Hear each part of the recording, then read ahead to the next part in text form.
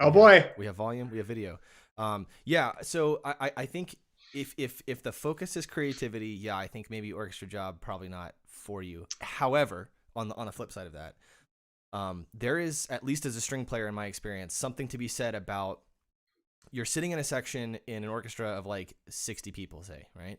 Mhm. As an individual, maybe you don't have a lot of creative freedom in that moment, but you are still collaboratively creative. The reason like Boston Phil is what it is because of the high level of musicianship all around, including the conductor and the ability Oh for boy. somebody. We have volume, we have video. The ability for somebody so to I think if the show a kind of expression and get everyone else on board. And to me, the experiences I've had when I felt like I was locked in with the conductor, I knew what they wanted and I knew that I could produce that, and everyone around me was doing the same thing. It's really special. It's the sort of the whole is more than the sum of the parts kind of an idea. So I think it depends on maybe what, if you're pursuing personal creativity, I can see that like an orchestra job would be kind of incompatible with that. But Yeah, and I know what you're talking about. Like I've played, I'm trying to like think about moments that I've had that are like what I know what you're talking about in the orchestra. Like when we played pictures at an exhibition at CSU, like playing the crash cymbals on like the Great Gate of Kiev is like some of the most badass shit in the world.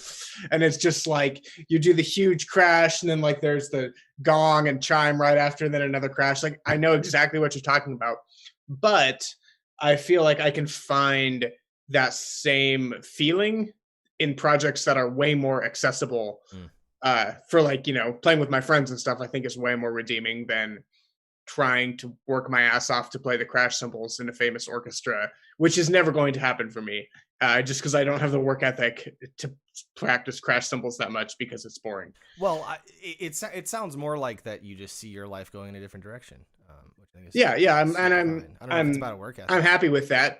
That's like one thing I I think like for undergrad studying percussion for me was really great because I got exposed to a lot of stuff. But I think there's some weird things in the classical percussion world that are kind of everything is like trying to point people towards like an orchestra career when there's not really focus on teaching creativity, Mm. which kind of bothers me. So, if that's sort of your focus of like developing individual creativity, how do you even go about doing that? That's been something that I've been thinking about a lot. It's like I can I can listen to recordings and I can listen to other players, and I can kind of pick up ideas and whatever, but it's like how do I come up with my own sort of creative approach? Um, Well, I don't know. I don't know that I'm an expert on it. I certainly haven't had a lucrative, breakthrough with it quite yet, other than like personal stuff. but you are a creative man, Um, Chris Hewitt. I've I seen that. am. No, no, no. I think I am, and that's why I've decided to focus on that. But it's taken a lot of listening.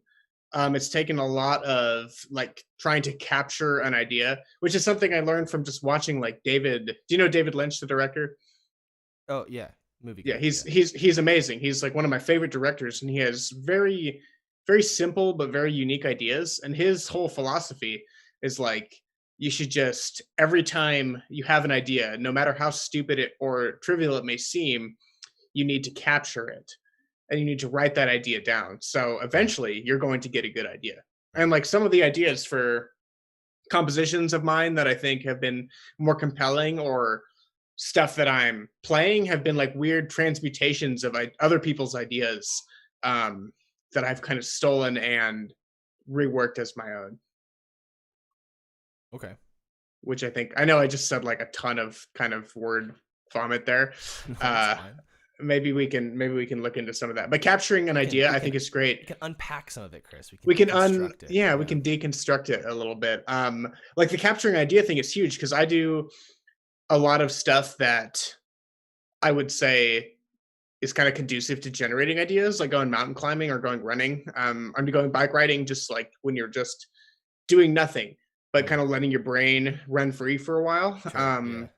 Like I had this idea one time when I was backpacking to name a llama Krabanus, and that idea has like I captured that idea and it's been circling in my head so much, and now I don't know. It just like really stood out to me. Why Carbonis?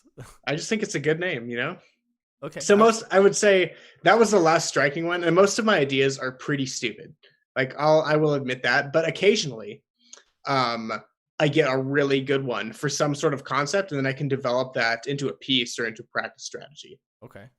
But it's like you got to practice capturing the stupid ones. Yeah, no, that's really interesting. It's kind of like it's like writers do this all the time, right? They say like, you know, carry on just carry on a pad or whatever and just write things down. Don't think about it. Don't go, that's dumb. Just write it down, and you're probably gonna throw away 90% of it. But you know, they make the same point of like you're gonna miss out on capturing those things that are sort of, you know, what you call them, gems, whatever the hell you want to call them. But you know, things that actually end up being interesting or you know, truly creative that you feel like you can sort of expound on and continue with. I don't know okay, so where is the naming of the llama going for you? Where is that headed? I don't know. Good answer. I don't know yet, but maybe that was a bad example, but that's just like one of the things that just like kind of popped into my mind one day. I think it's a great example. We should start a GoFundMe to get you a llama. I really want a llama. I don't have the means to support one right now. Like I need a farm, and like, can you imagine what a llama's vet bills would be? Like that's some fucked up shit. Yeah, I mean, how do you even?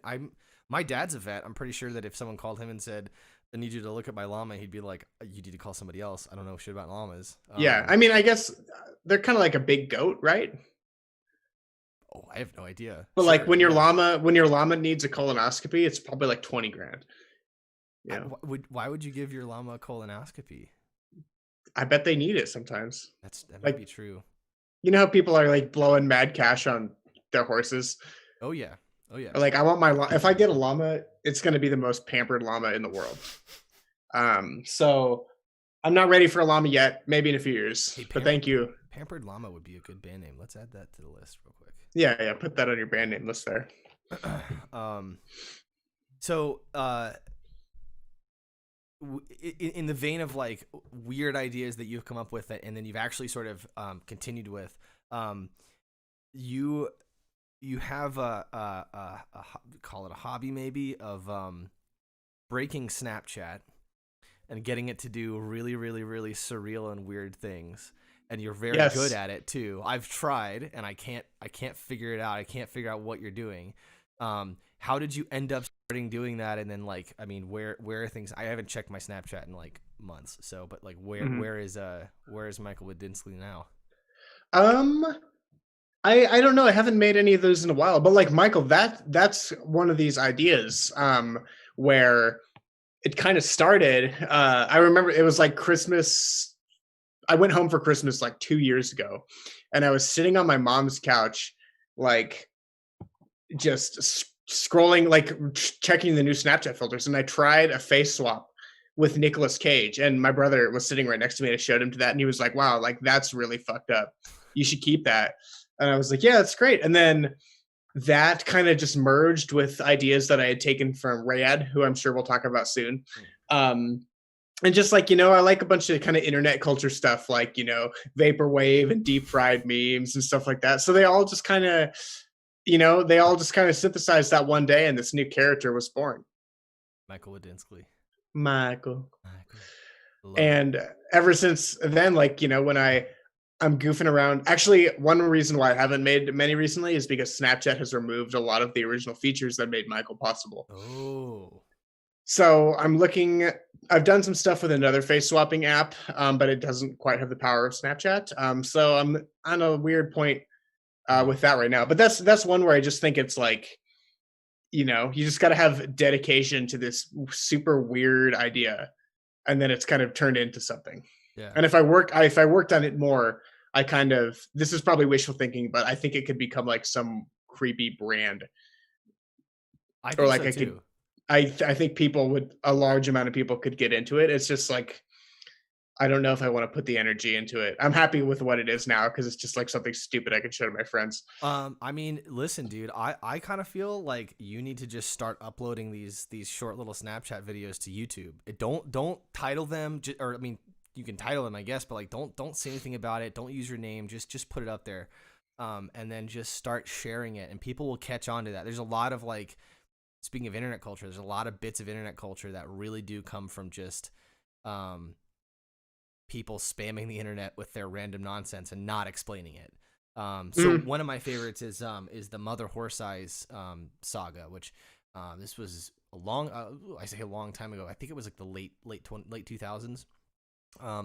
A Reddit user starts responding to comments and posts with these really long surreal stories that have nothing to do with what they're applying to. And the user account was called Mother Horse Eyes, and when you look in the history, it's just all of these weird posts. So like it ended up getting a giant following because people were posting it at other places and be like, what the fuck is this? Like, what? I don't even what is this? What's going on? And they ended up getting collected on a website. There was all this stuff. Reporters started talking to this guy. Turns out it was a creative writing project. But it was just, it wasn't he didn't go out and say, I have a creative writing project, you should pay attention to me. It was this like, I'm just going to stick these things where they don't belong. And hopefully it'll catch people. Yeah, I think there's another Reddit user that's kind of inspired me that same way. I don't think he's active anymore, but have you heard of Bozar King? I have actually. Yeah. I used to read some Mad Bozar King back in the day. And just little stuff like that has really inspired me with, these just bizarre little nuggets that kind of snowball. And then like you wake up in the morning and then there's, like 1,000 comments on your thing or something, I think that's super cool. So that's kind of something that I've been inspired to do with Michael. And I do have some like sort of musical ideas that coincide with it because I want it to be sort of like a visual and music thing combined. But I don't quite have the resources yet to make it as an entire project, but it will happen. I have a lot of ideas for especially what's going to be going on in the horrible Corona quarantine nuclear fallout winter, which is coming up. So I'm preparing myself to be very, very busy during that time. Where do you see it going as far as like a multimedia thing? I would like to release maybe a short series of videos that have accompaniment tracks to them, and also, well, I don't want to spoil too much. Oh damn it! But there are some ideas. I hope they come to fruition. But that's one thing that sucks about, I think, like being creative is that I have a billion ideas and then maybe I only act on 2 of them. Sure. Yeah. And it's especially hard now because I don't really have a ton of people to play with. Or, I mean, I kind of do, but it's not, I don't have access to my favorite band right now, which is Les Secret, because those 2 darn Les Secret members had to go back to school, and now we can't rehearse fucked up shit into late hours of the evening anymore. Tell me about Les Secret. You want to hear the Les Secret? Yeah.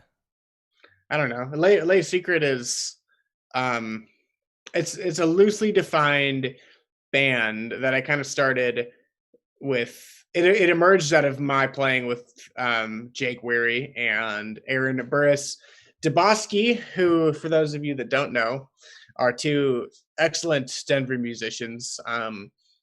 Aaron is probably most known for Witches and Science is his chamber group, which I played with a bit.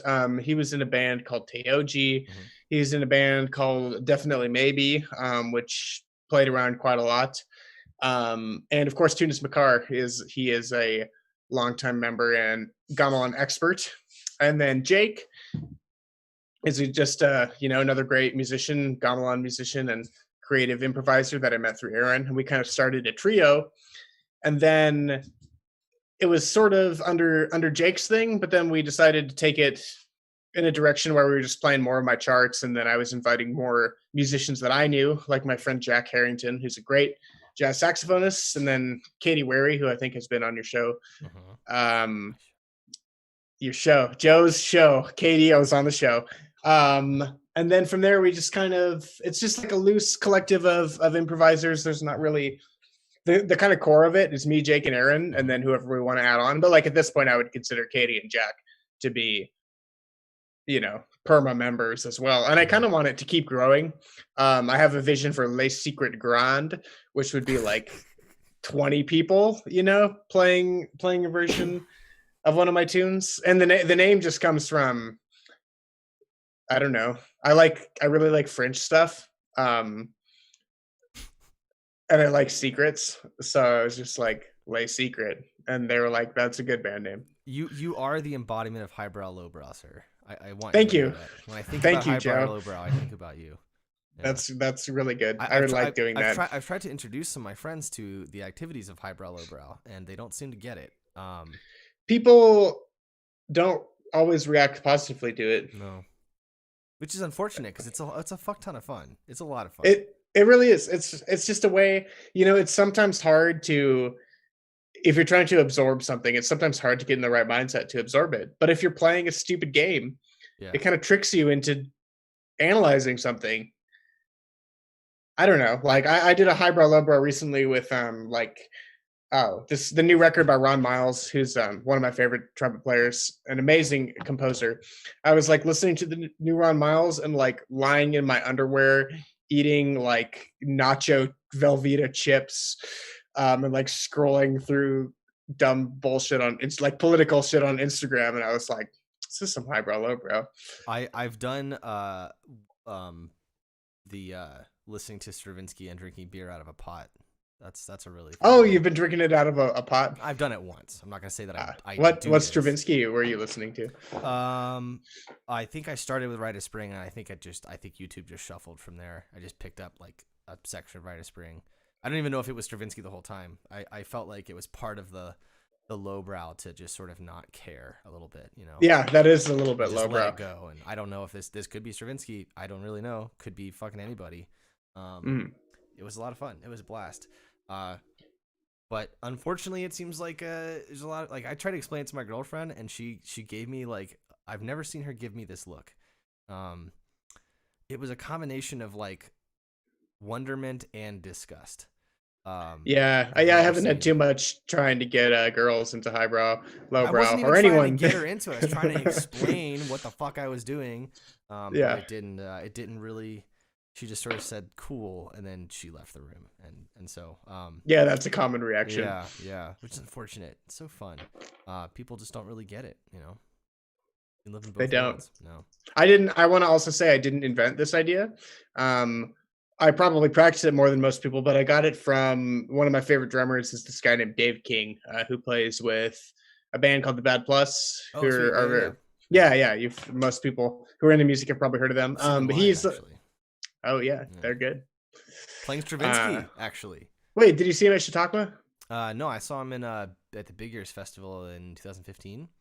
Oh, nice. They played Rite of Spring at Chautauqua a few years ago. So ridiculous. Yeah, they're good. So good. Anyway, Dave King is a big inspiration of mine, and I stole the idea from him, and have been doing it kind of ever since. I love it. In the vein of, I think, the highbrow, lowbrow, you have a unique way of looking at what might be objectively called crappy, shitty music, bad music. Well, I don't know if objectively is accurate, but I know what you're talking about. This is why I tossed in the might be objectively. Yeah. I think there could be a strong argument that some of this is objectively not good. However, regardless, it can be perceived by probably most people as not good. Let's forget about the objectively. But you have a way of looking at it in a almost academic way that I really admire.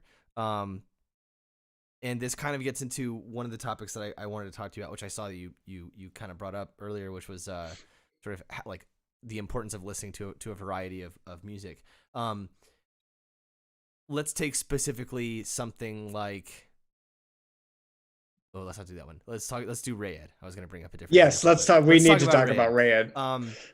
It's really, really easy to listen to one Rayed song and just go, this guy's not on beat. It's like 4 beats at once, and none of them are in time. This makes no sense.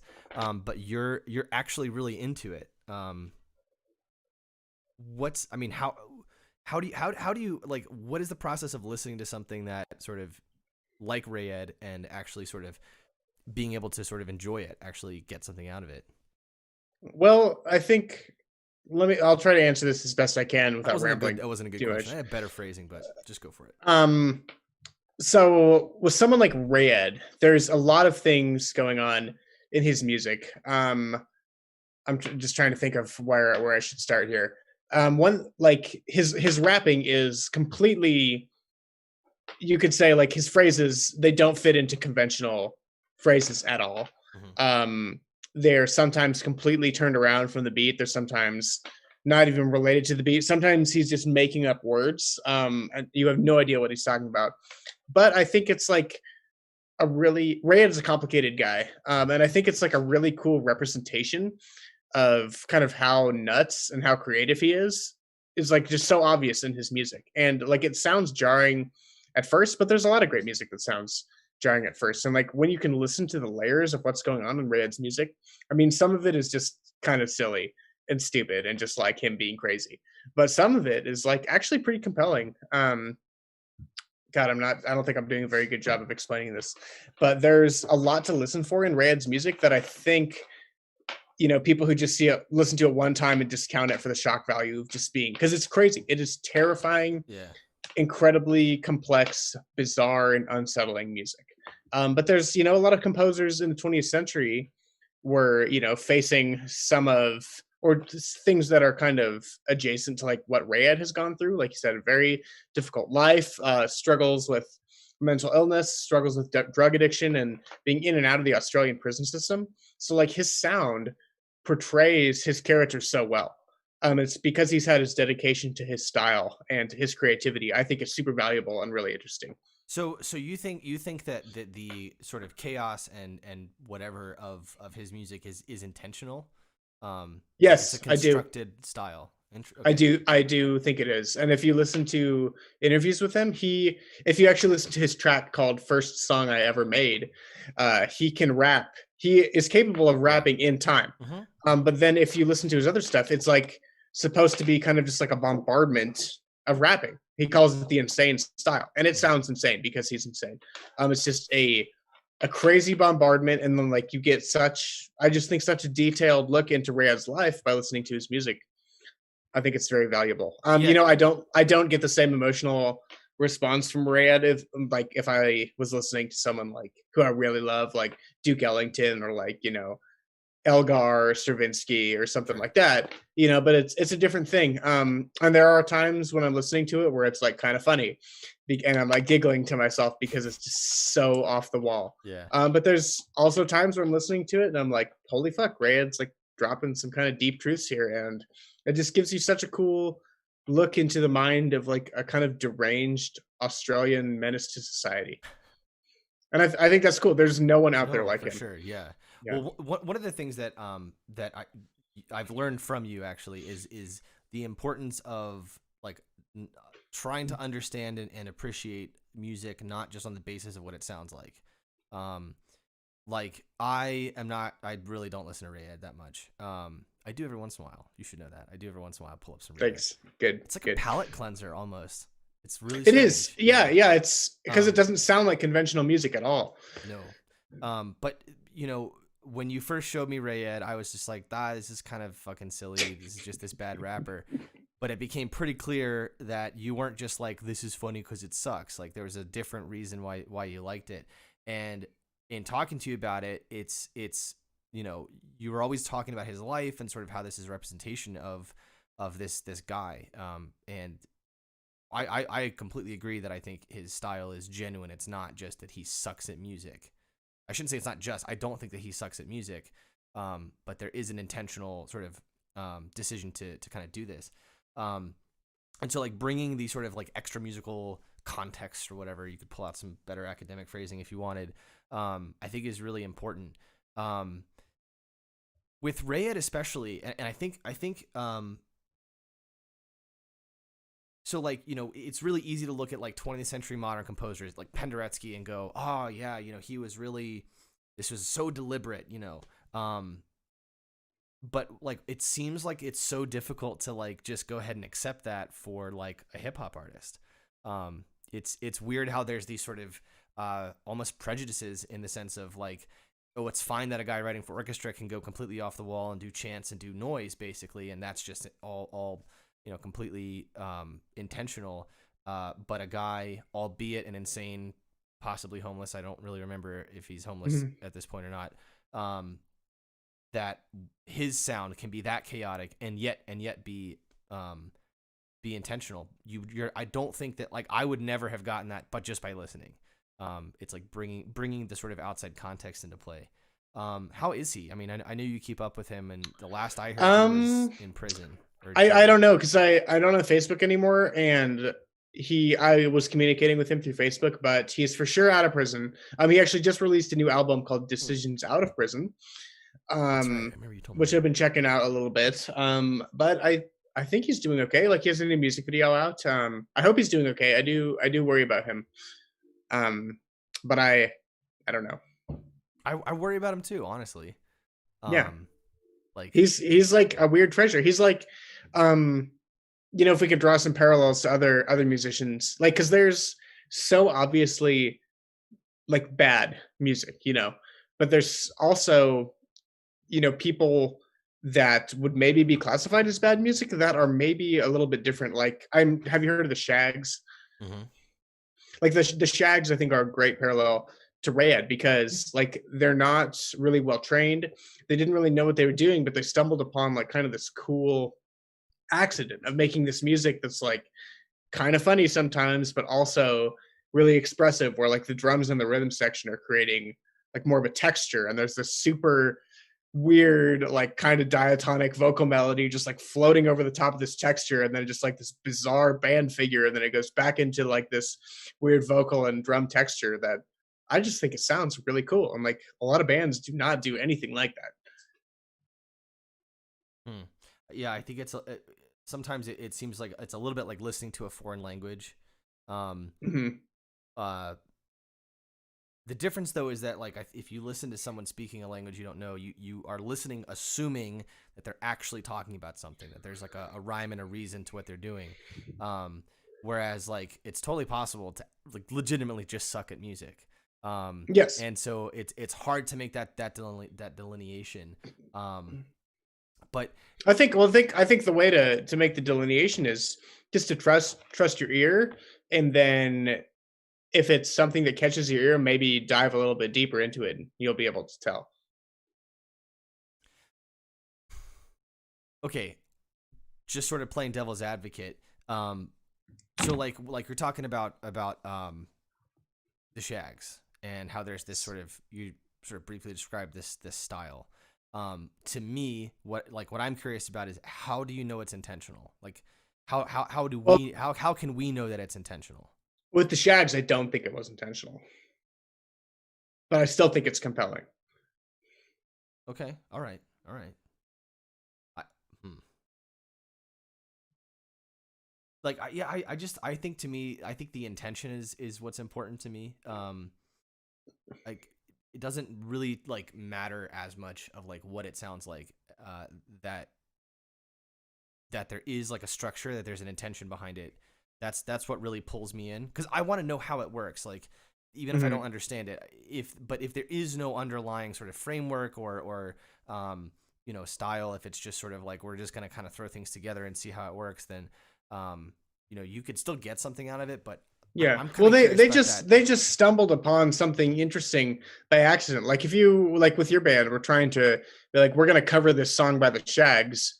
I bet it would be pretty challenging to figure it out. Oh yeah, 100%. Mhm. It's Yeah.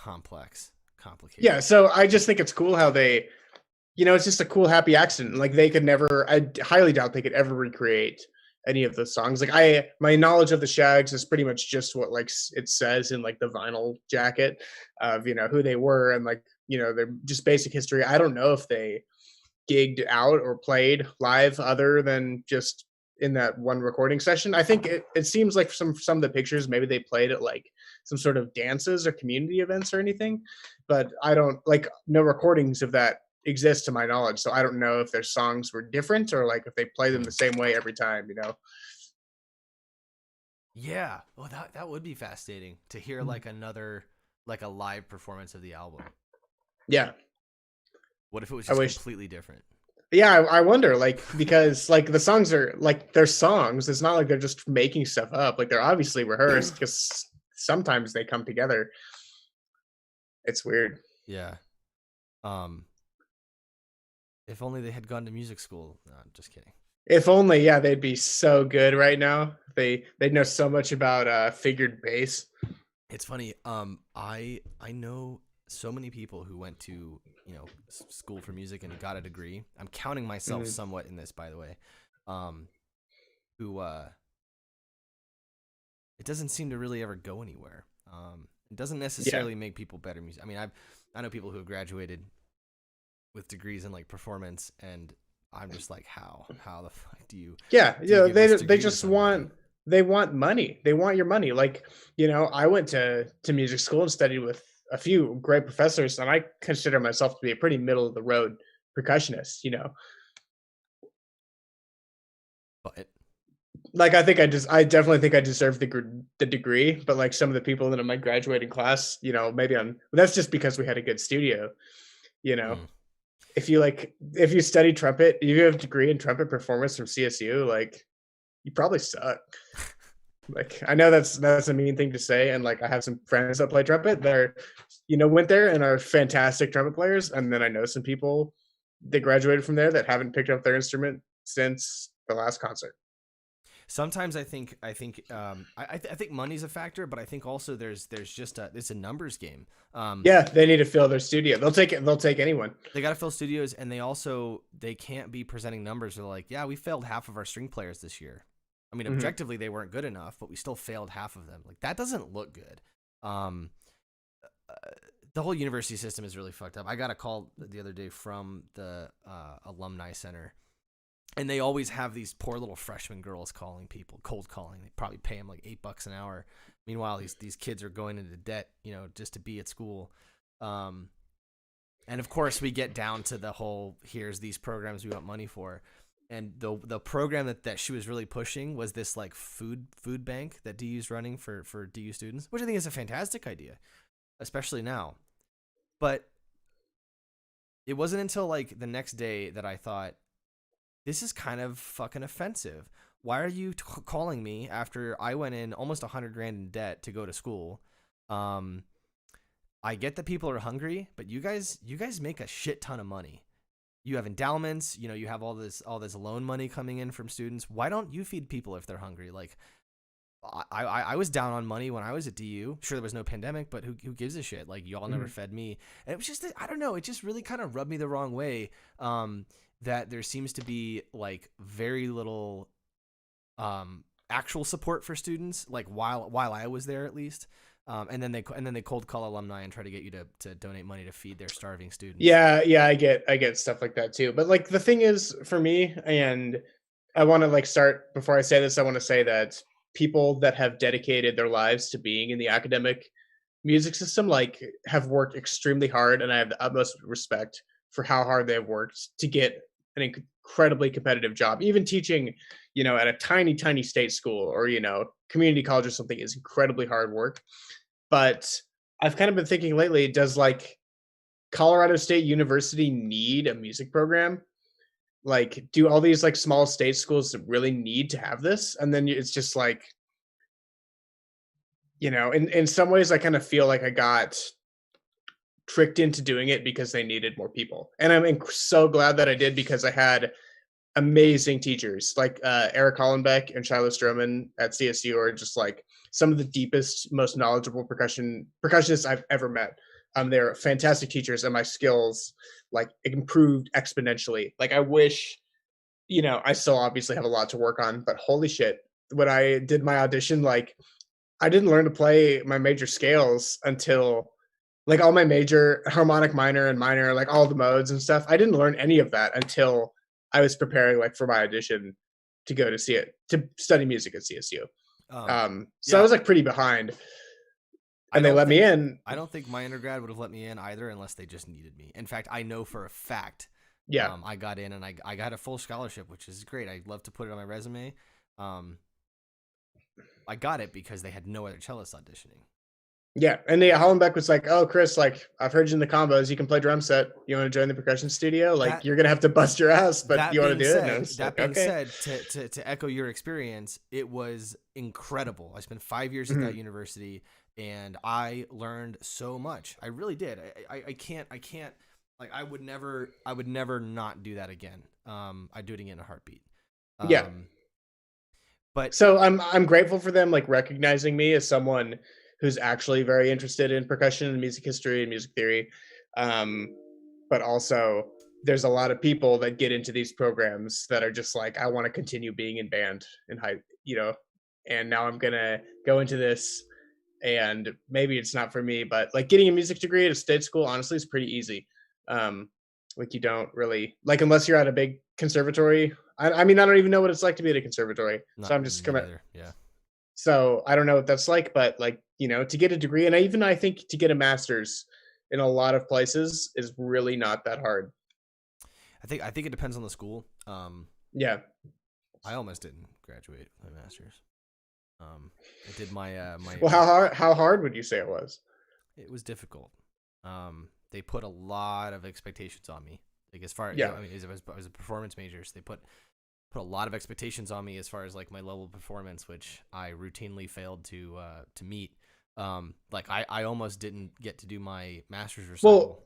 Well, playing is obviously the hard part, but like the academic work, I at least I'm sorry if I'm really wrong about this, but like compared to getting like a master's in STEM or engineering or something, it's nothing compared to getting a master's. Like getting a master's in music, I have read master's thesis on stuff that people that have master's degrees, and I'm just like, you have a master's in this? Like this is so poorly written. Like I just think the level of work required for a lot of other degrees is way more challenging than music. That might be the case. I don't And really know. I don't know. I could be making that up, but it's just like from having a lot of friends that have master's degrees in music, and also a fair amount of friends that are in science and engineering. Um, I think that stuff is harder. But they don't have to play. Like the playing is the hard thing. The research, like, writing papers on music stuff, writing a good music paper is hard, Hmm. but it's not like doing, you know, if you mess up in the world of healthcare or in the world of building airplanes, it's a lot bigger consequence. That's a good point. Kind of reminds me of that meme I saw one time where it was like it's like a classroom and there's like a chalkboard and there's all kinds of music notes written on it, and the teacher's like pointing at it and he's like yelling, he's like, "Come on guys, it's not rocket science." And at the bottom was another classroom with a blackboard, but it's all equations, and the teacher's like, "Come on guys, it's not music theory." I think it's just coming from a perspective, maybe it's might be easier to look at something else and go, that's the hard shit. Yeah, and like um I don't have a master's in music. I think I could probably get one. And it would be a lot of work, but it just seems like to me like it's not they're eager to have people. They really want people to fill those TA positions and to come rep their university. And for a lot of people it works out great. And for a lot of people it doesn't work out great. yeah, and there is I think to look at it really cynically, especially a private university like DU. I'm more or less convinced that they're in the business of just business, just profit. Now that doesn't preclude them from being able to create really good research programs, to graduate people who actually know what they're doing and are gonna go on to do really great things in that field. Obviously, if they want to run a successful business, they have to have successful graduates because that's their product, right? Um, but I think sometimes things can be really misaligned, especially like in the music programs. There's concerts and stuff are sure they're for the performance experience benefit of the individuals. They're also ways to raise money, and so Hmm. there's a bit of a disconnect there. It's like when you have your faculty and your administration who are responsible for putting together like big productions like musicals, it doesn't seem to me like it's reasonable to expect the highest level of production when at least some of their attention has to be focused on how do we, at least maintain our bottom line with this production. Hmm. And Well, so, that's a huge problem that's happening with professional orchestras too. Is I actually listened to two really interesting well they're not really podcasts but YouTube videos recently by I'm sure you I don't know, I'm not sure, but you've probably heard of Adam Neely, and you've probably heard of 12 Tone. Those two channels. Yeah. They talk. I mean, both the videos were on kind of one. The Neely video is more about like white supremacy in Western art music, and the 12 Tone one's kind of more about like how the classical canon became established. Um, but like that's another thing that's going on with regional and professional orchestras, like even the CSO. I think they've tried to branch out more in recent years, but like it's very rare that there's going to be composers that fill the halls that's not Beethoven, Mozart, or Bach. And it's just because those names are associated with, high society. It's like, oh, you like classical music? Like, oh, hell yeah, you're going to go see some Beethoven. You're probably not going to remember anything that happens, and you have zero familiarity with any of Beethoven's work other than, but we have to go to the concert because it says Beethoven on it. Like, that's fucking the dumbest bullshit in the world. And it's happening, and it has been happening for years and years in all these famous orchestras, and in even university orchestras too. And it rubs me the wrong way. I understand that, and I've thought about this a lot. On the one hand, sure, there are probably some people who are going to show up just because it's cool to go see Beethoven, and they're going to get a kick out of being elitist and high class. I don't think that's the majority of people. I legitimately like Beethoven, and I'm so do I. So do I. Than just a ba ba ba ba, right? And so, while I might not be as compelled to, let's say, go see a Xenakis performance, or a Xenakis composition performed, that's just sort of my own thing. I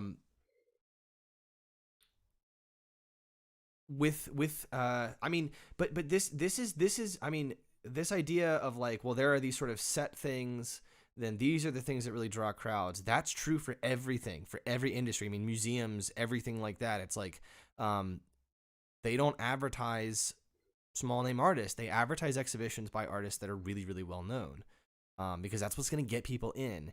And it's going to potentially, while you're there, if you are someone who legitimately cares about art, you are probably then going to be exposed to other artists you've never heard of, and you may then discover an artist or a style that you've never appreciated before, and now you have learned more about the thing. You've become a fan of something else. Like, I never heard John Adams until I heard John Adams played in a symphony. I didn't go there for John Adams. I probably went there for a Beethoven symphony, to be honest. Yeah. But that was the most exciting part of the performance. It's always a pleasure to hear a live Beethoven symphony. But hearing that piece, and it was a piece that I didn't know, and I thought I wouldn't care about, and all of a sudden going, oh my God, what the fuck is this? That was a fucking trip. That was a ride, and that's what I remember most. I remember it was fast ride on a big machine, or I can't remember. Yeah. Short ride in a fast machine. Short ride in a fast machine. That was the composition. I knew it existed. I had never listened to it. Never really cared about John Adams. But that's what I remember. I don't remember what Beethoven symphony it was, but I remember hearing that piece. And so I just wish the canon would, that more like some groups need to like take a charge in mixing the canon up, because it's been the same for 100 years. Yeah. I don't. Yeah. I mean, I don't know about more because I don't know. I mean, I'm not really that versed with like what the tickets have been, but I agree that there needs to be some kind of expansion. Otherwise, everything's just gonna be stuck in one time period. And I think that's it's a big waste of the medium of the orchestra medium. It seems like there's this weird, I don't know what it is with music, but I feel like the average listener is less likely to challenge themselves with different music than other forms of art. Like, people will go stare at a painting by Mark Rothko and be really into it, or something by Jackson Pollock. But I think it's extremely rare, unless you're really into music, for someone to actually sit down and listen to the equivalent of a Rothko painting or the equivalent of a Jackson Pollock painting. I think that's extraordinarily rare, and I'm not sure why that is. It kind of bums me out when I'm trying to share music with people and be like, hey, like, I like to think that I kind of enjoy more of the fringes than most people do. I think that's probably true, Chris Hewitt. Yeah, no, I think that's definitely true. But it's just weird to me that people are so turned off by that stuff. Just even your average listener has such like closed ears to me. I don't understand why that is. Yeah. I don't know. Maybe, you know, I have a feeling that part of it may be um, that music is so abstract, and visually, we're pretty used to looking at abstract things. Like Hmm. my wall could be considered abstract. It's got a weird texture on it, but it's not deliberate. Like someone just sort of splattered it on and then smoothed it over and then painted it. It's textured, super abstract. It's very random. I'm used to seeing it all the time. It doesn't offend me. It never didn't offend me the first time I saw it. It's not a smooth wall. It doesn't have a painting on it, right? It's very arbitrary. I think that we're used to seeing these sort of arbitrary, even ugly things, trash on the street, that kind of an idea. Um, but music is different because we are very rarely exposed to abstract sounds beyond just sort of natural occurring sounds. When intention gets mixed into abstraction, that's very rare in music, and I think that can be very off-putting because people aren't used to listening to music with that idea of this is abstract and that's okay, and I can listen to this in the same way that I could look at a Rothko, even though there's no real image on the Rothko, right? Hmm. I kind of think too that maybe recently, in the past, I don't know, 50 years or so, then music has become, at least the music that most people are listening to, has become more of a commodity, and it's been more kind of put into this box that's been made for easier listening, Oh, and just some mundane bullshit to put on while you're fucking jerking off or running or 100%, doing 100%. something, And which I think it's I don't know if it's just in America that this is happening, but like my parents, like my dad grew up in his family singing hymns around the piano, and like they would like turn on the TV to watch orchestra performances. yeah. Like I don't know anyone that has their kids and their family sing around piano now. And the only people I know that watch orchestras on TV are people like me and you who are really into this music. Well, I don't even think orchestras ever get broadcast on TV. I think No, they don't. I have to watch them on YouTube. BBC Proms does at the Yes, very they least. do. Um, Well, the Brits are more cultured than us. Slightly, perhaps. I don't know if that's true, but that's what I like to think. Oh, we can dish on the Brits if you want. No. Yeah, fuck the Brits. Fuck the Brits. I didn't say that. That's gonna come back to cancel me and bite me in the ass in a few years. When you get, I've decided that every year on the 4th of July, I'm gonna Facebook message Luke Geeney, tell him Happy Independence Day. Did you do it this year? I did not. No. You got to get Luke on the podcast. Oh yeah, I do. He would be a fantastic guest. He would be hilarious.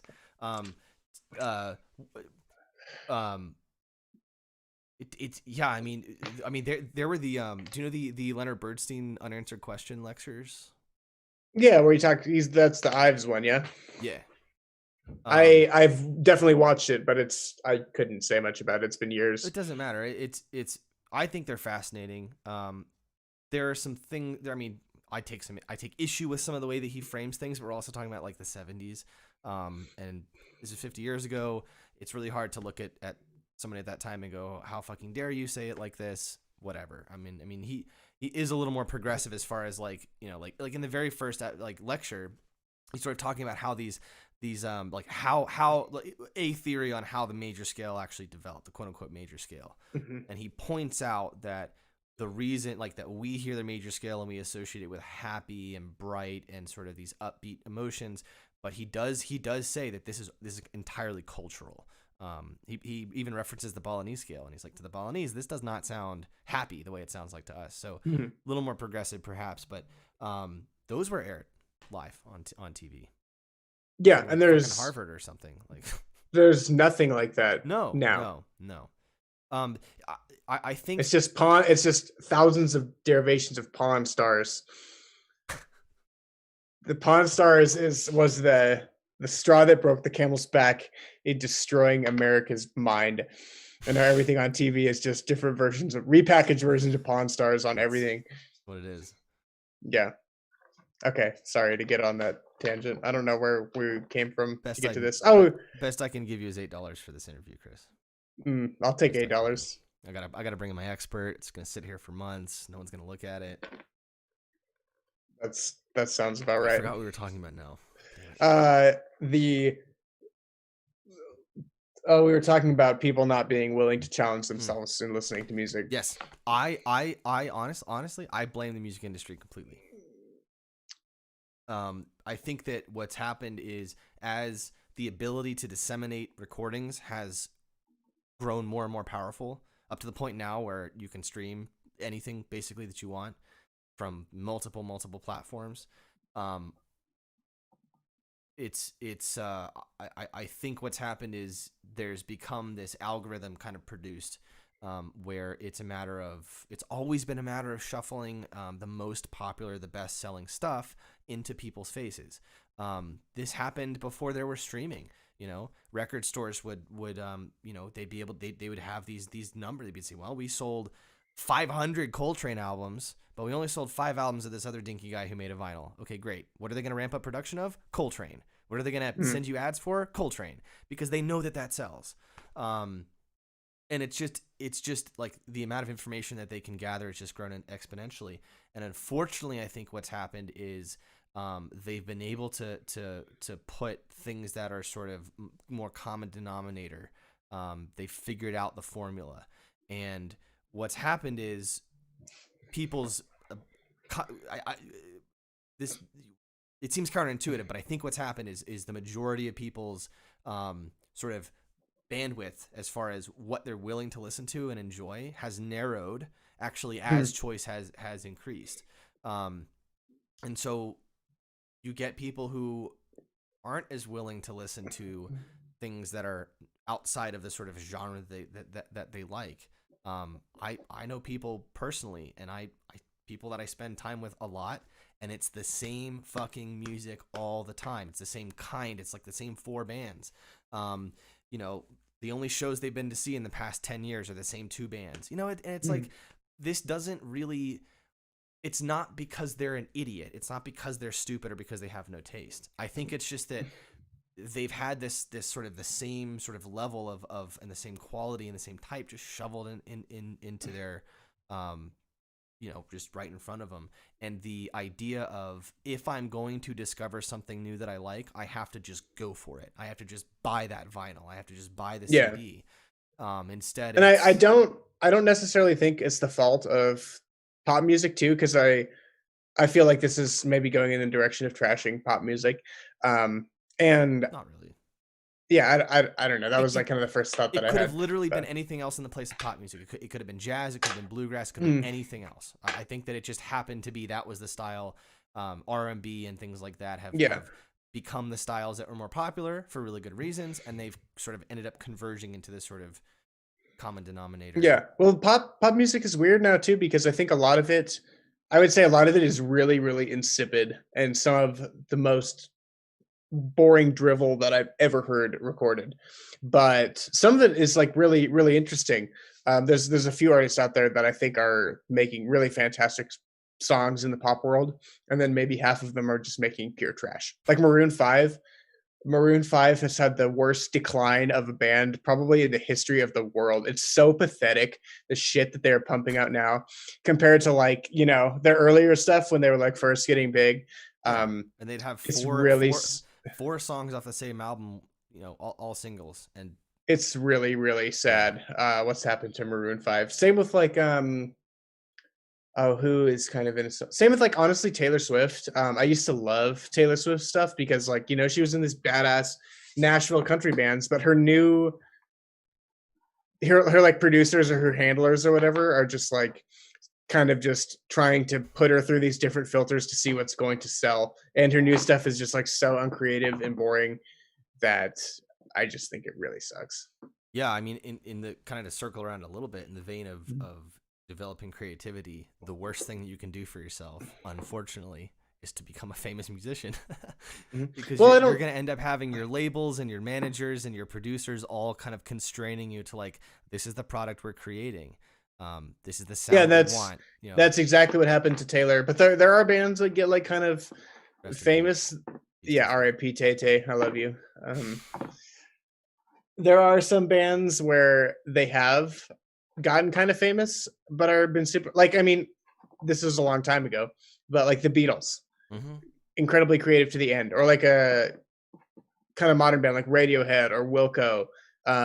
Like they're both pretty famous. Wilco maybe a little bit less so, but super creative songs, have very fresh sounds on every record, but sell out stadiums everywhere they go. But they're not super mega stars like Taylor or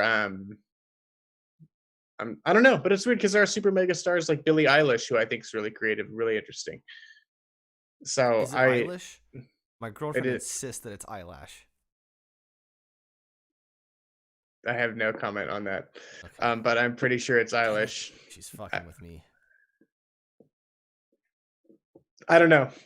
It's weird. I've been pronouncing it eyelash for the past like 2 months. Well, I think one thing about Billie that's interesting is she collaborates like kind of exclusively with her brother, is the one who makes all her beats and stuff. So I think she might have a little bit more immunity to record label idiocy than Taylor Swift. And like Billie, I think from her music and interviews I've seen with her, she seems to be very honest and is actually trying to, do something. Well, Taylor, I kind of don't think she has that. Yeah. Which it pains me to say. Or like Katy Perry. Have you heard Katy Perry's new shit? It's so bad. No. It's laughable. Like Katy Perry was always kind of stupid, but I like her earlier tunes. But her new stuff is like, oh my god, it's pure cringe. It's like just taking the trends of like 2019, 2020 pop music and like trying to cram Katy Perry in there, and like trying to put in this like, a lot of the messages that like Taylor's been doing about, like LGBTQ rights and stuff, which I'm not trashing on that. Like, I think that stuff's incredibly important, but I think people like Taylor are just putting it in there because it's popular and they're trying to sell. I don't know if they actually care about it. Mm-hmm. They just, but it's immune to criticism, because you can't criticize that. But Taylor's, statement on LGBTQ rights, like it's there to sell. It's not there. Yeah. It's not there there's no complexity to it. There's nothing that she can relate to. She's just saying it, and it's her stupid song. Did you see, this was, I think, 2 years ago when Ricky Gervais did the Golden Globes, when he hosted the Golden Globes? I don't think so. Dude, he spent like every little time, every time he talked, he was basically saying the same thing of like, this is not the place for you to make speeches about equality. Yes, it's important, but you guys need to shut the fuck up. People who need equality don't need to hear it from you. Get up here, accept your little award, thank your God and your manager, and get the fuck off. Yeah. And well, it's like Pepsi with. Have you seen this was like 2 or 3 years ago, and it was so fucked. But there were like some protests going on for, it was like maybe Trayvon Martin or something like that. And then Pepsi released an ad where like Kylie Jenner is one of the protesters. And then she walks up to the riot cops and offers one of them a Pepsi, and they all become friends. Yeah, that's what Taylor Swift's music is to me. It's that level of just insipid, spineless corporate pandering to get money out of stupid people. It's just ridiculous, man. I feel so disenfranchised with like just media in general and politics and like because it doesn't seem, I'm in this weird like uncanny valley with it where like I can't really, that's not really the right phrase, but whatever, where it's like I can't necessarily, I'm not sure anymore that I can tell the difference between when it's legitimate and is actually meant, or when it's done as a way to manipulate people into buying their product. It's really hard to tell, especially with marketing is like getting so good now. Like if you go on Twitter and you see like the Cheetos account is like making memes and like dropping woke political knowledge. It's like, what the fuck is going on? Like, this is not okay. It's not normal. I'm gonna have to go follow the Cheetos Twitter account. I mean, I don't know if Cheetos is doing that, but like brands, like they're trying to make brands into personalities now. Yeah. Like brands into like people you can relate with, which is truly disturbing. And it's worked. Let me tell you my story. I got baited by McDonald's. You got baited? I got McDonald's helped me. I helped a cartoon doll of Travis Scott dip his fries into some barbecue sauce on a Snapchat ad. And the next day I was like, I have to go get the Travis Scott meal at McDonald's. I wanted it so bad. So it got into my brain. Wow. It was fucking crazy. They got you. They got me so good. They got me so good. And it's, I usually think that I'm impervious to this kind of stuff because I like to operate in realms that are a little outside of mainstream culture, but no, got my weak lizard brain. Fucking got you. And let me say, the Travis Scott meal is pretty good. Yeah? What is the Travis Scott meal? The Travis Scott meal is a bacon quarter pounder, fries, and a Sprite and barbecue sauce. It sounds really good, actually. Yeah, it was. I mean, it's McDonald's, so it's terrible, but I enjoyed it. One of the what are your thoughts about the McGangbang? Oh, I don't really like hot and spices, so I don't really like I used to get the McGangbang after going skiing. Hot and spicy with mac sauce on it? It's just too salty. It's salty. I can't handle the explosion of grease and salt. I mean, I love greasy, salty shit, but the McGangbang is too extreme. It's ridiculous. Mm-hmm. Yeah. I learned recently that you can have mac sauce put on basically anything, which is fantastic. I want to buy a jug of that shit. Mac sauce and Chick-fil-A sauce. I want jugs of it. I'm more into Chick-fil-A than I am to McDonald's. Oh, the gay bashers. Yeah, but I'm not into either of them because they're both horrible. But I think food quality wise, Chick-fil-A is better. You should check out the Cracker Barrel Twitter account, because they try to be serious, but when you go on to literally every post, it's just flooded with comments about Brad's wife. I don't know if do you know about Brad's wife? I don't know about Brad or his wife. All right, so you can find lots of people who explain this better than I can, but basically, a few years ago, a guy named Brad, I don't remember his last name, made a couple posts on his personal Facebook. He's just a guy. He's just a guy, I think in like Pennsylvania or something. I don't really remember. He made some posts on his Facebook about how Cracker Barrel fired his wife after 11 years of service. And somebody screenshotted it and they started sending it to Cracker Barrel, and then everyone fucking picked up on it. There was a campaign. There was a fucking petition to get his wife rehired. People were picketing the Cracker Barrel where she used to work. That's amazing. It's hilarious. And so like whenever you go on, like, that like one time I remember I looking at it recently, and they had something about like biscuits. They were like, our biscuits and gravy or something like that. And and like all the comments were like, I bet they don't taste as good as when Brad's wife made them. How dare you fire her after 11 years of service? Just hilarious. Like, no one can take them seriously anymore. And it's not their fault. Like, they didn't do anything. Just a guy made a Facebook post about how mad he was his wife got fired.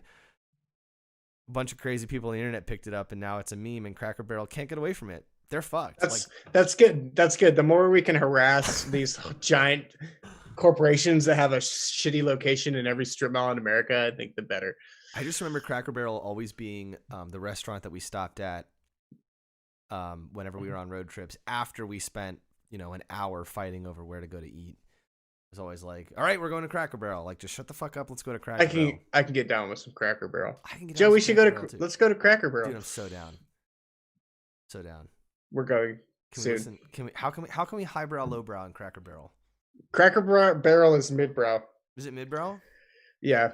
Actually, I would say Cracker Barrel is, it's not quite lowbrow because it's maybe it is. Pretty low, dude. Okay, Cracker Barrel is lowbrow. I was gonna say it's not as low as like Chili's or Applebee's, but now that I think about it, it's just because the decor is different. I think they're all on the bottom. I think they're all pretty lowbrow. Fuck, now I kind of want to go to. I haven't been to Applebee's in so long. We should go to Applebee's. Hell yeah, dude. I want to get plastered at Applebee's with you, Joe. Let's do it. That sounds like a blast. That should be the next podcast format. Live at Applebee's. Oh my God. The Joe Engel. Wait, what's your podcast called again? The Banter House. The Banter House. That's right. I knew it wasn't the Joe Engel show. Banter House live at Applebee's. I actually thought about using my initials, but then I realized that it's the same as the Joe Rogan Experience, and I can't do that. Wait, what's your middle name? Robert. Oh, my initials are JRE. So I was like, it already looks like I'm trying to copy Joe Rogan. I don't need the initials. Yeah. So if we wanted a highbrow Cracker Barrel, Well, Cracker Barrel is lowbrow, so I know. we'll listen. Well, on the before we go, we'll spin some vinyl. I got Stravinsky's Four Great Ballets coming in. We'll listen to Apollo, and then we'll listen to Apollo like 2 times, and All then we'll right. bring the scores to Cracker Barrel, and we'll analyze the scores at Cracker Barrel while also uh maybe like smoking a backwood blunt in the parking lot, and Can we then dress up? ordering, Can we dress up in suits? and we'll dress up. Can we dress Yes, up? because All right. then we'll have two highbrows, Stravinsky and suits, and then we'll have two lowbrows, blunts and And Cracker Cracker Barrel. Barrel. I love it. Wow, we're doing it, Joe. I can't wait for this. Beautiful. Man, this sounds. We should just stop the podcast right now and go find a No, we Cracker should. Do Barrel. you think Cracker Barrel's open right now? Let's find out. Okay. I don't even know if there's a Cracker Barrel anywhere close to us. The last time I had Cracker Barrel was in There's one 14 miles from here, but it is Kansas. Damn. there are 3 nearby. 14 Wow. miles, 48 miles, and 54 miles. Let's go to the one down in where is this? Oh, this is by the airfield as you go south towards Colorado Springs. Oh, That's where this one is. Or we could go to the one we could go to the one up near Loveland. I don't know that'd be cool. which one's more lowbrow? Definitely the Loveland. Love the Loveland one. Not that I have anything against Loveland. It's lower brow than like Colorado Springs. Yes, I would. No, Colorado Springs is kind of highbrow. They got a bunch of fancy shit down there. Well, that's true. That's true. Where's this one? The closer one is in Thornton. Thornton's lowbrow. Thornton is just, All right. Blah. Yeah, it's devoid of being rated. It's unrateable. I got lost in Thornton one time, tripping acid. That sounds not very fun. No, it was bad. I had my phone with me, and I went on a walk where I was like at my friend's apartment complex, and I went on a walk, and I ended up, I couldn't figure out. This was at like 4 a.m. I couldn't fucking figure out how to get back,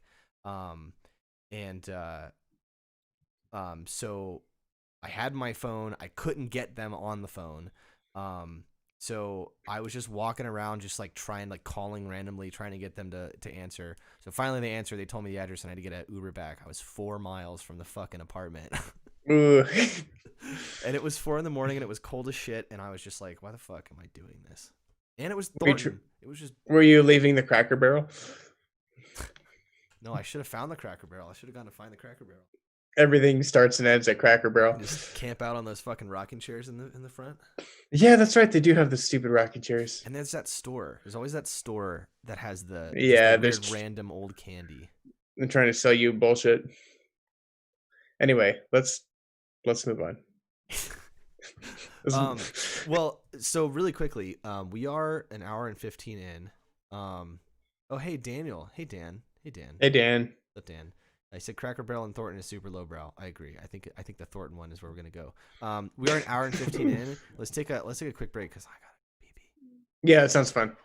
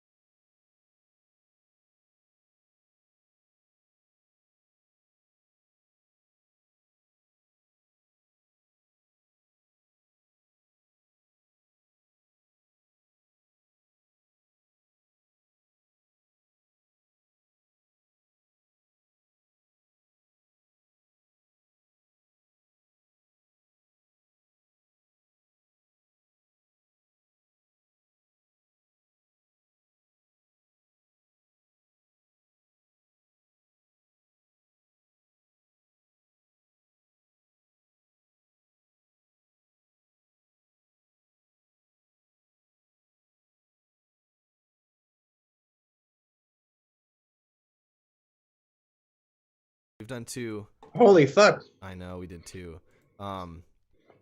It's been fun. I was fucking trashed for the second one. I was really, really, I want to really actually fucked now up. I want to watch that one. It's great. It's really easy to get him to talk, which I love. Kendall, yeah, Oh, yeah. he does talk, and he's pretty good at articulating his ideas. He's very good at articulating his ideas. Luckily, we've avoided sort of the hot button topics that Ken and I tend to get into, which is nice. Ooh. But you know, whatever. It's always a blast to talk to that guy, and especially about Bach, because I'm a little bit of a Bach nerd, and he is a big fucking Bach nerd. Dude, super Yeah. good. Yeah. I do like Bach, but I would love to challenge Kendall with the worth of, teaching that music to everyone in schools. The what? Which is, like what we're with just the worth of the Western canon that we were talking about earlier. That could be a good subject for us to go toe to toe on. Okay. Yeah. Well, we can talk about it now. What's you think it's not worth teaching Western canon music in schools? No, I don't necessarily think that. But I think that having that be the main focus of all the musical analysis and all of music history is pretty stupid. Like I've learned so well. There's so many things. Of all the analysis, though, it's the focus of probably 90% of it. Are you talking in the collegiate academic level? Or? Yeah, I'm talking about music theory in school. But you are generally going, you're in there as a probably classical musician. If you're in there as a jazz musician, that's I think kind of part of the problem too, is that I think music programs need to adapt a little bit more to foster people's creativity. And I could have gone through music school with I don't give a shit about figured bass. Figured bass is particularly offensive to me. And a lot of these ideas, I'm I got a lot of these ideas from Adam Neely, who's a guy that I really like his YouTube channel, and he explains it way better than me, probably because he's not talking off the cuff. And I'm also, this is bad, don't tell my friends, I failed sober October. Have a beer right here. Anyway, that's a story for another time. I fucking forgot about sober October because I was doing so well, and then I went on a backpacking trip with one of my friends, and he was like, "Hey, it was just so beautiful, and the hiking was so hard." He's like, "Hey, I brought some beer. You want some?" I was like, "Yeah." And then that was 4 days ago, and I've had beers since then. But I'll get back on it, Joe. Don't worry. All right. Anyway, back to the worthlessness of some of the things that I took in school. I wish we would have had a class on how to harmonize a melody, how to, just techniques for songwriting. This is analysis of maybe some songs by bands that have more obscure forms like Radiohead or Nick Drake or songwriters like that, rather than analyze the figured bass on this section. It's this is the analogy that Adam Neely makes. It's like learning to speak Spanish by studying 400-year-old Spanish grammar.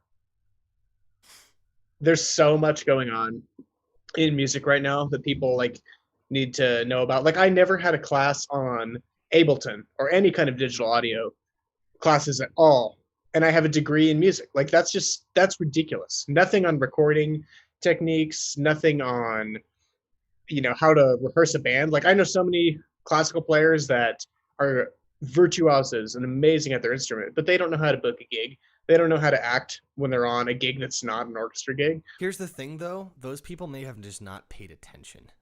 When I was an undergrad, I had we took a music tech course where we worked in notation software. We worked with Contact. We worked with. Well, see, I didn't get that. So it sounds like your school was a little bit better on having that stuff together, because I got everything that was not performance based was either studying the classical canon or learning about music history that's Western music history and theory. Yeah. I guess what I'm struggling with here, though, is that you are talking about creating musicians in the West, and so there has to be some value of looking at music through a Western lens. I don't think we need to exclusively look at it through a Western lens, but it would be potentially just as ridiculous to say I went to school and all they did was teach me Balinese Gamelan theory, but that's not applicable as a sort of professional musician in the West. Yeah, well, but like music in the West is like so much more than okay, I agree. The common practice period from 1800 to 1860. There's so much more like country or even jazz. Like I was a jazz major and I almost got the jazz degree. I just didn't want to take one class, so I don't have a jazz degree, but I sort of have a jazz degree. So like I was very fortunate, and I think I learned a lot, way more about theory and about history and about like groove and so much from taking the jazz studio classes. One thing that I think really needs to change, especially on the classical side, is I think it should be a requirement that if you're a performance major in like the classical side of things, that you take at least one semester, if not preferably more, of jazz theory and improv classes. Yes, I think the ability to improvise is like in all the other things that I don't have together in my playing, like sucking at sight reading or having wobbly ass time. At least I can improvise, and I'm very, very grateful for that. Well, and I remember like talking to my friends who are jazz musicians, and they would be like, we're doing this thing in improv where we're analyzing this, like one guy, we're analyzing a Coltrane solo or something like that, and we're really picking it apart and figuring out sort of how he's putting these things together. And I was like, that sounds fucking fascinating. Like that sounds really, really cool. Sounds really interesting, and they seem to get a lot out of it. And I'm just sitting here like, well, I can't really analyze any classical improvisation because there isn't any. It doesn't just. Well, there is, but you're probably just not aware of it because no, it's not taught. There's a whole school of people. It's not practiced anymore, really, is what it is. Well, no, I think it still is practiced. Well, there's a few kinds of classical improvisation, and what I'm thinking of right now is more the stuff that emerged from people like Derek Bailey. Is like a big name that comes to me. The stuff, oh my God, I'm trying to think of like exact years, but like probably late 60s, early 70s in Europe, there's this group called AMM, which I can't remember what the acronym stands for now, and I feel like an idiot. But they were sort of one of the first groups to like take sort of like a lot of like the aesthetics of free jazz, but they are all coming at it from a zero jazz background. So a lot of their music, it's kind of crazy. It just sounds like a I've heard it compared to like a construction crew, like assembling something. But it's really, really, really interesting of just free improvisation by classical musicians. But I think what you're thinking about is like more of the Baroque improvising, where like you have some sort of form, and then the second time you play it is improvised, which is like the stuff that Kendall kind of does as well. Not really. Okay, what are you thinking of? So, for instance, cadenzas for concertos used to be improvised. And you might have some material because the cadenza, even if it's improvised, is still supposed to draw on the material of the concerto, specifically the movement that it's in. In the same way that if you're gonna, this sort of traditional way of jazz improvisation, let's exclude free jazz. Let's sort of just look at sort of the mainstream jazz. You're gonna bring in elements of the head and the harmony that's underlying it, right? It's not gonna be completely just random, made up on the spot. There is gonna be some construction, but it's not gonna be like there's some intent and some design to it, but it's gonna be sort of made up on the spot what that design is and how it's put together. And so there used to be, of course, not as big of a tradition as in the jazz world. But there used to be, this was an expected thing. You were expected to be able to improvise, at least on some level. And I understand your frustrations with being made to learn figured bass, but those guys were improvising all the time. They were improvising. I mean, you could look at it and go, okay, I know this is a sort of this is the one chord in a first inversion, great. But how you actually flesh that, a first inversion doesn't actually tell you a whole lot about how the chord is voiced. It actually tells you nothing about how the chord is voiced. It simply tells you what notes at the bottom. You could voice the rest of the chord or double notes however you wish. And so it was up to the keyboard player to come up with rhythm and to come up with voicing and all these kind of things. And that not only means you have to have a knowledge of harmony, but you also have to have an aesthetic awareness of what's going on. Like, sure, you could play a 10-note version of this chord. Is that what's appropriate in that moment, or do you want only 3 notes or 4 notes or 5? Right. So I'm curious, when and why did this die out? My understanding is that composers began to want more and more control over like let's take a sort of a violin sonata, a violin and a keyboard instrument. They wanted a lot more control over what was happening in the keyboard part, and they wanted not that this would never have happened, but they wanted, like, for instance, I really want there to be a secondary voice that's following and harmonizing the violin melody right here. It's not guaranteed that your keyboard player will play that if you just give them a figured bass. But if, as a composer, that idea becomes an integral part of the melody, it has to be written down. Well, now you have to include a right-hand stave. Do you have any theories as to why that happened? As to why, again, I just think, like, why people would want more control over the parts being played. I'm just wondering if there's some, historical switch that this could be pinned on. I don't know. Yeah, I don't know. But I bet someone knows. That's kind of interesting. Does. Yeah.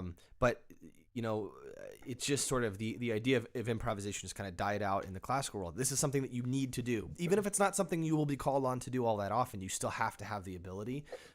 We just don't do it. And I would have really loved if someone had, I wanted to take jazz improv classes. I could never fit it into my schedule, but I would have loved it if that was a thing I was required to take. I would have gotten so much out of that. Even if I never was that interested in actually playing jazz, it doesn't matter. Like, I could still take the skills of how do you decide, how do you craft, like, how do you become an improviser on the level of someone like, again, just to pull the obvious, John Coltrane. There is a science and a language behind what he's doing. He's not just getting lucky in picking notes, right? Like, that's not really what he's doing. No, well, no one who actually knows what they're doing does that. Right. Yeah. Because it sounds stupid. Yeah, it stops making any sense. And taking that and learning how to, take that ability into other realms would have been really, really useful. I had to learn to do that on my own. And I was, I double majored in composition. And so a lot of my writing was just fucking around. So I was sort of forced to improvise in some way, because that's how you come up with material. At least that's how I came up with that's how a lot of great composers do. Yeah. But people who weren't, like, interested in writing music, maybe never got forced to learn how to improvise. But that's something I think that's missing. I feel like there needs to be a lot more, like, cross-pollination between styles and programs. I agree with that also 100%. Like, it sounds to me, don't take this the wrong way, it sounds to me, if you had a different teacher or a better teacher or somebody who was like, there is a value to understanding how figured bass works, maybe you'd have a different perspective. I don't know. Possibly. I know figured bass is just an example. One thing. Yeah. It's like, I really don't, I said I hate figured bass because in the context that you're describing, I hadn't thought about that. That's pretty interesting, and I can see the value in it. But it's like, we have chord symbols. Like, we don't need to use, like, chord symbols have replaced that, To some extent, but they still don't necessarily tell you about voicing. They can, though. They can tell you a little bit about voicing, but they can't. It's not the same as writing out the chord, right? Yeah. But, like, as a replacement for figured bass. Oh yeah, I see what you mean. Yeah. Okay. Yeah. Anyway, like, my teachers were amazing, but it's like the overall system that they were in, I think, was not the best. And I was lucky also because they encouraged me to do a lot of stuff outside of school, being involved with music, like, to lead my own bands and to get gigs and play with local musicians, which I think that was some of the more, redeeming stuff. And that was also, like, kind of bridging the world between, the music school and the community, like the Fort Collins music community, which is kind of tiny. But, like, people would just call me because they're like, oh, like, you're the percussionist in the orchestra, and, like, we were on this, fucking Loveland Symphony gig together. Like, do you want do you want to do, I have a spot, can you bring a chamber group? And then I'm like, hell yeah, I have a gig for my weirdest band I can ever imagine, you know? So I wish there was more of that, like interdepartmental stuff, which I think they would do a little bit, but it could always be better. You know, and I know I've been kind of trashing like music schools a lot, and I like had a great time, and I think it was a great experience for my undergrad. But now that I'm a little bit more advanced, and I know that what I want, I would never go to a program like that if I was to continue studying music. And I am still studying music. I'm just doing what I want and playing, you know, obviously with the amazing Tunas Mekar and learning from the great teachers there. So yeah, I don't know. I think there's always pros and cons to it. I for sure wouldn't be here, and I wouldn't be who I am if I hadn't gone to music school. That's for sure. Yeah, same. Yeah, same. And so, you know, I'm happy and grateful for my life. I'm happy I have managed to meet a lot of fucking cool musicians. And it wouldn't have come about if not for that. I can't get away from the feeling though that some of it, if not a lot of it, was a monumental fucking waste of time. Grad school especially. I hate to say it. Honestly, the only good things that I got out of grad school were I learned a little bit better about how to research, especially like academic papers. Like how to use JSTOR and that kind of thing. How to like really use a search engine. Shout out to Willie Colahan. Dude's a fucking genius. I got to study with two really, really incredible cellists, and I got to play a whole bunch of fucking dope chamber music. The rest of it was pretty much garbage.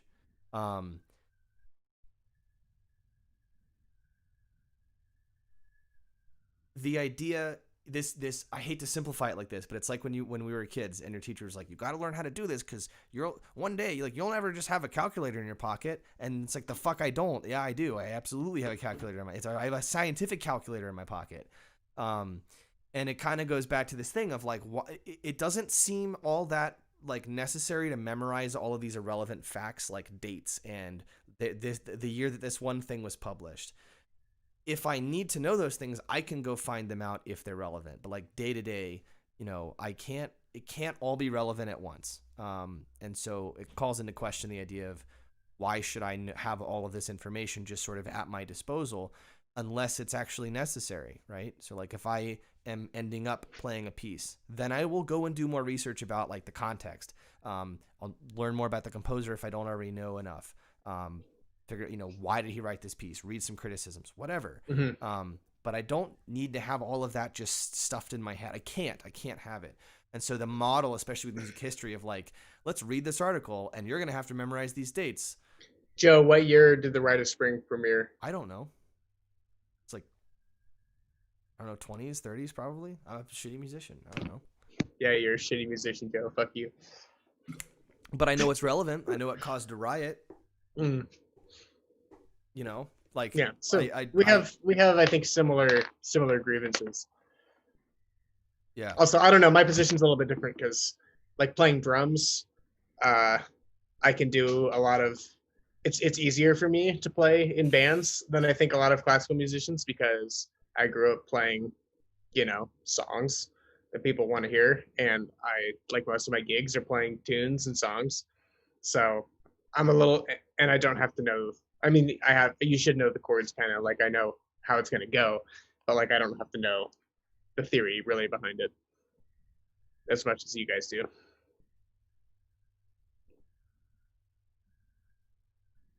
I'm not sure if I follow you on that because if I were to play with a band, I would have to know the same things. I wouldn't need. Yeah, I mean, it's just I don't know. It's different for drums because like if you play drums. Like, I don't know what you played on a cello growing up, but I played along to songs. So now, like, people are like, let's play, you know, Sunshine of Your Love by Cream. I'm like, okay, I know that one, you know. It's like not, it's part of the drum canon, rather like the cello canon is, you know, very different.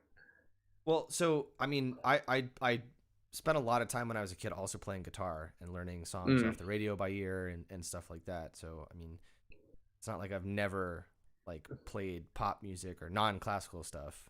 You know? Yeah, well, I'm just saying that's probably why my experience is a little bit different, and I'm more kind of hesitant to have the fully like classical experience in music school, because a lot of what I think is relevant for my instrument Right. and the way is going to be more drum stuff, which like orchestra and like drum set, like that doesn't really happen, and it probably Yeah, not a lot. You're right. yeah, It does it's happen. rare.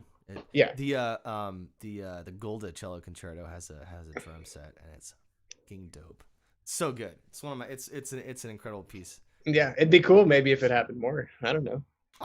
Yeah, it's like drum set and like saxophone are things that are not thought of as like classical, but they end up being in the orchestra every once in a while. Yeah, like there's a Darius Milhaud piece with drum set in it for orchestra, or it's a chamber piece actually. There's Rachmaninoff actually really liked the saxophone. In his orchestration of the symphonic dances.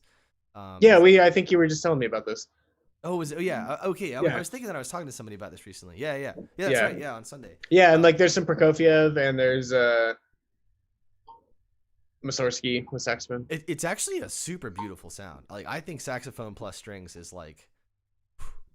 It is good, but really nice. Those poor saxophonists. I remember we played. My friend played the saxophone solo on the Old Castle, which is one of the movements and pictures of the exhibition, and he just sat there the entire time and did nothing but play the Old Castle. And it was like, damn, dude, that blows. It's like tuba players.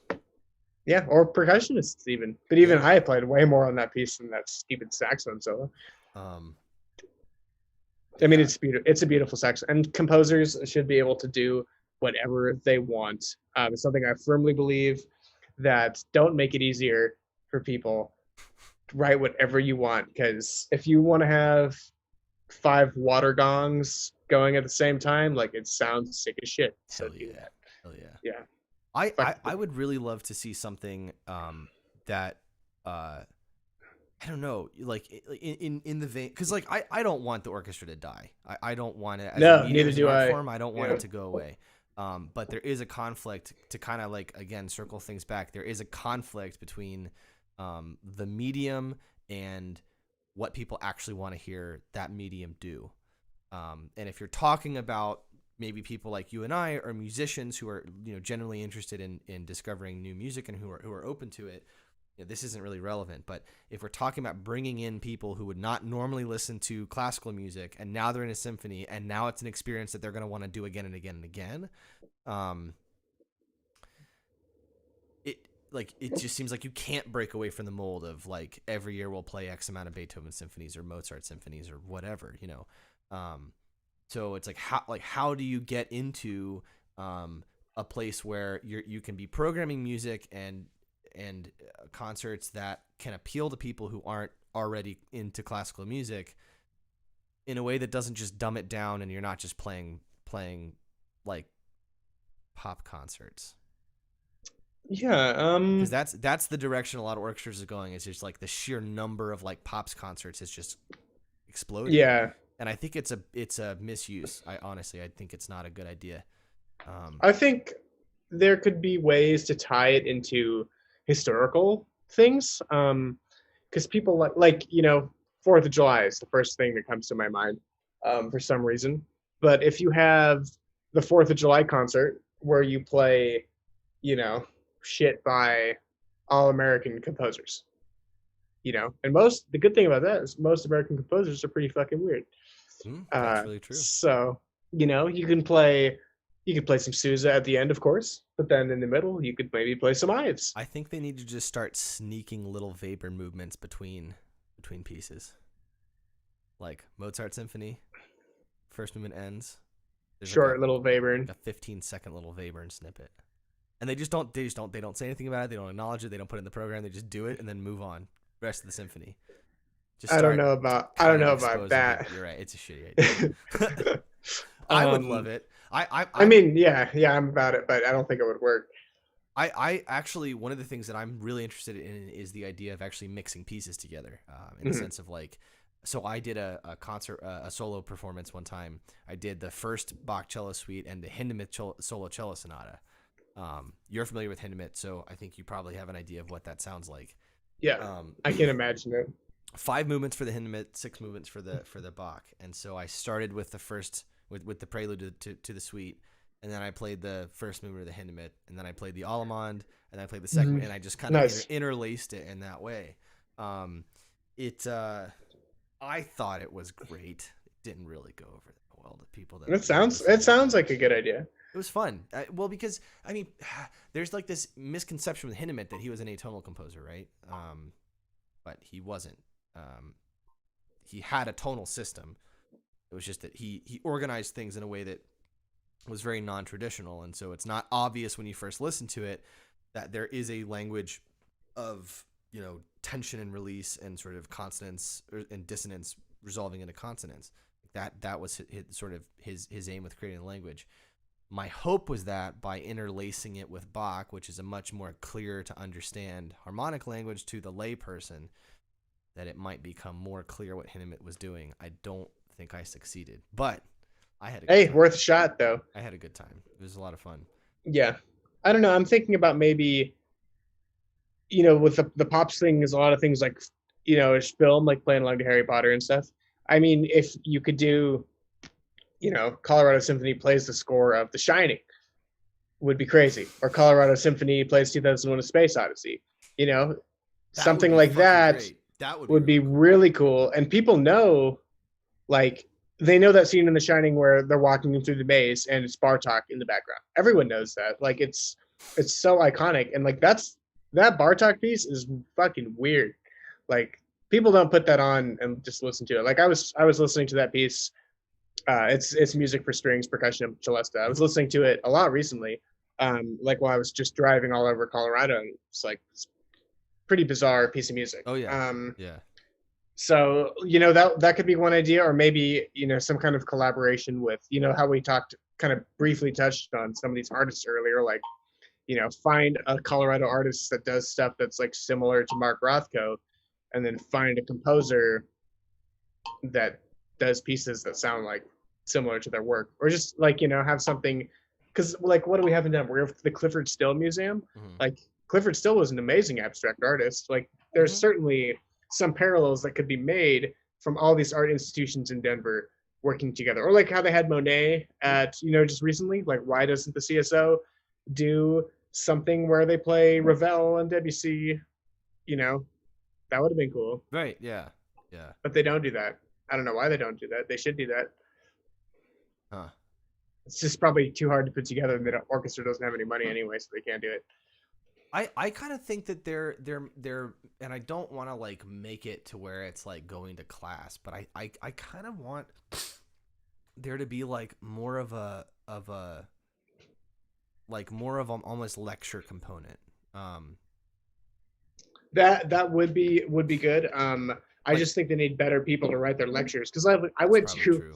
The worst symphony experience I've ever had was at the Colorado Symphony. It was on 420, and they played Wagner, like a condensed version of The Ring, right? God. So yeah, you know where this is going. Yeah, but the first half of the concert before the intermission was just like nothing but the composer, or not the composer. I mean, obviously he's dead, but nothing but the conductor playing the leitmotifs and explaining each one of them. It made me want to die. Like, it was actually amazing, because, you know, it was 420, so I was with some friends who might have been smoking weed before he went to the concert. And at the very end of The Ring, it was like this super beautiful, like thinly orchestrated chord. And right as the composer cuts it off, my friend had fallen asleep. He just snored so loud right at the end of The Ring. And it was that moment was great, but the rest of it was awful. Well, I mean, I think they're like, I love the example of like Monet, and then like having sort of juxtaposing the impressionist art and impressionist music. I think that's brilliant. I actually wrote a research paper in grad school about the relationship between Mahler and Klimt and Schiele and the Second Viennese School of Art, and how they directly influenced his musical style. And he actually engaged in musical pointillism like long before Weber ever did. It wasn't like sort of the focal point of his style, but he did get into it. I would have a blast if I got to go to the symphony and someone was explaining, hey, there's this relationship between these French Impressionist musicians and the French Impressionist art. What does Impressionism even mean? How do you achieve that in art? How do you achieve that in music? Here's a sample of both. And so you can kind of juxtapose those ideas. Like if I was somebody who didn't understand Impressionist music, that would open my mind at least to the idea. And then there's so many themes going on for like, months, or like, Black History Month, or like, Feminist Awareness Month, all these different months. Like, why not in February it's only music by Black composers? I think some people have tried that, unfortunately, and it tends not to go very well, which is a shame. I mean, like these ideas that I'm coming up with are like pretty obvious. So yeah, I would not be surprised if it has been tried. But I think that seems like a good way to go. I think so too. I kind of worry though that some of the conversations, this one may be included, end up going in the direction of we just have to make it more interesting. And I don't necessarily like, I think that's a component, but I think there also needs to be like a cultural attitude of convincing people that it's worth your time to adopt a mindset of being open to new sounds and not simply rejecting it because you don't understand it. I think people are I'm so easy to do that with music, and I'm a fucking musician. Like, and I sort of pride myself on being open-minded as far as music goes. And I still find myself going, nah, I'm good. I've heard 5 seconds. Let's pass, Yeah. It's hard to get over that. And that's something I've kind of been working towards actively, and just like trying to get into genres that I always trashed in the past. Because there's value to all of it. And just like, cause our egos are so connected to what we do, it's hard to be like, I was such an elitist asshole about classical and jazz music for the longest time. And I'm only now realizing what an idiot I was to do that. Like, it's one of the worst mistakes I've ever made. And there's a lot of musicians that are way better than me, and way more experienced than me, that have attitudes like that. Yeah. It's just like, I don't know. I personally find like the active listening that I think is necessary for that kind of exhausting. It's really, really hard. I don't know. It's just, I don't know. I feel like we don't talk about it enough. And I think there needs to be a more, there's stuff written about it. Like, there's Copland's What to Listen For in Music. There's the Goldstein Perfect Conductor. People have written about sort of how do you approach music that you don't understand in a situation you don't understand, and what mindset do you need to adopt to be able to sort of accept it and figure it out on the fly. But I don't know how to convince people to be curious. I think that's really what it comes down to. It's just you gotta stop trashing things and stop trashing other people.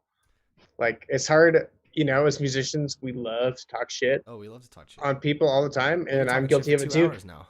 But it's terrible. It's really, I think, a really terrible thing. And like, once, you can get over that. Like, I know I was talking about, trumpet players that were horrible earlier, and like, I don't know where I'm going with this, but if you like, I'm just sick of closed-minded musicians categorizing people. Basically, is what I'm trying to say. And it's everywhere. I'm in complete agreement. Chris Hewitt, we have been at this for almost 2 hours, and I see that you might be kind of tired.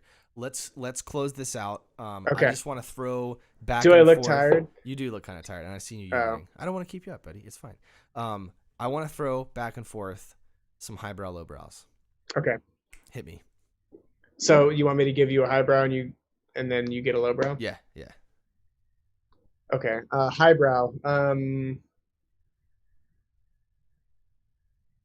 Oh God. Hold on. Let me do a lowbrow. Okay. And you do the highbrow. Okay. Lowbrow. Gas station nacho cheese with escargot on top. Oh fuck. Okay. Highbrow, the poetry of Rilke.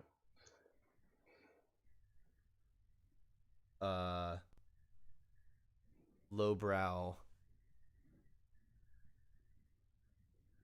Read to a room of people only wearing their underwear. Sweaty, and they're sweaty. And they're sweaty, yeah. All right. Lowbrow, NASCAR. That's highbrow, motherfucker. No, I'm just kidding. I've never watched NASCAR, so actually, I don't know. NASCAR. Is there a halftime performance in NASCAR? Is that a thing? I doubt it, but I wish there. I hope there is. NASCAR were the halftime performance. That's the entire Wagner ring cycle. I'm into that. Highbrow.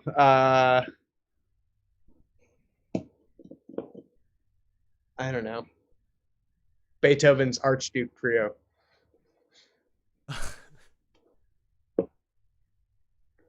Oh, I can't say that out loud. Oh, I have a good one, but I don't want to say it. Say it, Joe. No, I'm not going to say it. No, I can't say it. Okay. Beethoven's Archduke Trio performed in a dive bar. Lowbrow. Having sex with your cousin. I don't know how to respond to that. Oh, Jesus.